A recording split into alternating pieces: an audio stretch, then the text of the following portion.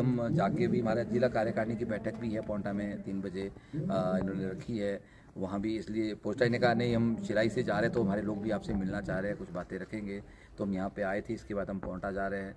तो पौंटा में भी एक बड़ा कार्यक्रम है, हिमाचल गवर्नमेंट टीचर यूनियन की एक बैठक वहाँ भी होगी।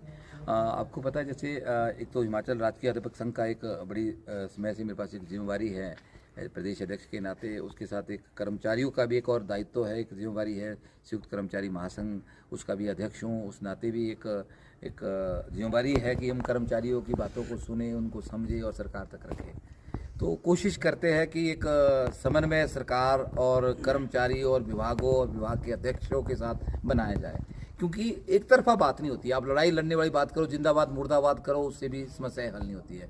हमें सड़कों पे ही जाके बात नहीं करनी है, या हमें बंद कमरे में जाके सरकार की हाँ में नहीं मिलानी है। तो कर्मचारी संगठन एक बीच की कड़ी होती है। मैं आपको बताऊं, उस कड़ी के रूप में मैंने अपने आप को ढालने का प्रयास किया है, और यही मेरी एक पहचान भी है कर्मचारियों में। सरकार कोई भी हो, पर मैं जहाँ सरकार के हित की बात होगी, सरकार अच्छा काम करेगी और सरकार की हम बल्ले बल्ले करते हैं, वाहवाही करते हैं, धन्यवाद भी करते हैं।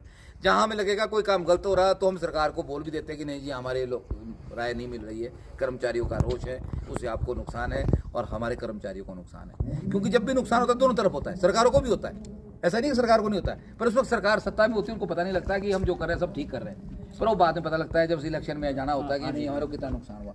तो हम उस नुकसान और प्रॉफिट का आंकलन करते हुए फील्ड में जाके तभी पता लगता है, बंद कमरे में नहीं चीज़ों का पता लगता है, और वो सरकार तक बात रख लेते हैं। और ये मेरा एक काम करने का तरीका है। अभी बहुत सारी बातें यहाँ से आई। सबसे बड़ा एक मुद्दा एसएमसी टीचर्स का यहाँ पे है, जो बहुत टाइम से चल रहा है। हमने जब पीटीए टीचर लगे थे, पैरा टीचर लगे थे, हमने उसका विरोध किया कि ऐसी भर्तियां ना की जाए। नियमित पद है तो नियमित लोगों को लगाया जाए, प्रॉपर चैनल से लगाया जाए। जब लग गए तो इनको नियमित कराने के लिए हम लड़ते रहे। मेरे ऊपर एफआईआर तक हुई, हम उससे नहीं डरे, पर हमने पीटीए लोगों को बेनिफिट दिलाया, नियमित करवाया। अब एक वर्ग हमारे पास बचा है कंप्यूटर टीचर का, एक है एसएमसी टीचर का। इन दोनों लोगों के लिए हमने आगे आके लड़ाई लड़नी है, डायलॉग करना है। हम सरकार के साथ बात कर रहे हैं।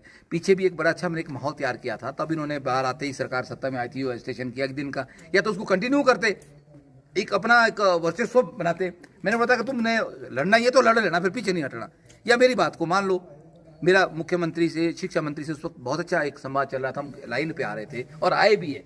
एलडीआर वाली जो बात चल रही थी, पर वो एलडीआर कैसे मिलेगा वो अभी तक क्लियर नहीं हुआ।